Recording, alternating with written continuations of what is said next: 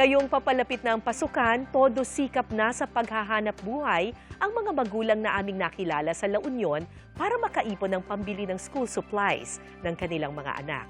Kabilang sila sa mga binigyan natin ng tulong sa ilalim ng unang hakbang sa Kinabukasan Project ng GMA Kapuso Foundation. Matyagang tinatahi at binubuo ni Marivic mula La Union ang bawat natitirang pahina ng mga lumang notebook at papel na bigay ng kanyang mga kapwa magulang sa paaralan. Pwede pa raw ito magamit at mapakinabangan ng kanyang 3 anak sa darating na pasukan. Kahit kasi doble kayod na siya sa pagsasaka at pagmamasahe, hindi pa rin sumasapat ang kanyang kita para mabili lahat ng kinakailangang school supplies ng mga bata. Re-recycle. Tsaga-tsaga lang, ma'am. Pag may kinita ka araw-araw para makarahos ng buhay, mag-ipon 10-10 o 20-20.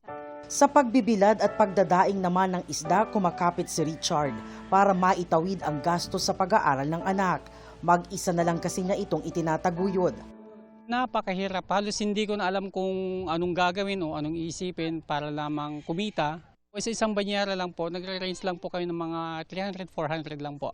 Kaya sa ilalim ng unang hakbang sa Kinabukasan Project ng GMA Kapuso Foundation, nagtungo tayo sa 78 schools sa 6 na bayan sa La Union para maghatid ng kumpletong gamit pang eskwela.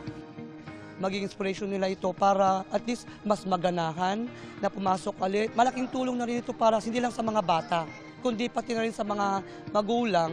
3,000 mag-aaral na incoming kinder at grade 1 ang ating natulungan at napasaya. Sa nais makiisa sa aming projects, maaari kayong magdeposito sa aming bank accounts o magpadala sa Cebuana Luwilier. Pwede din via QR code ng GCash at Palawan Pay o mag-donate online sa Globe Rewards at Metrobank Credit Cards, Lazada at Shopee.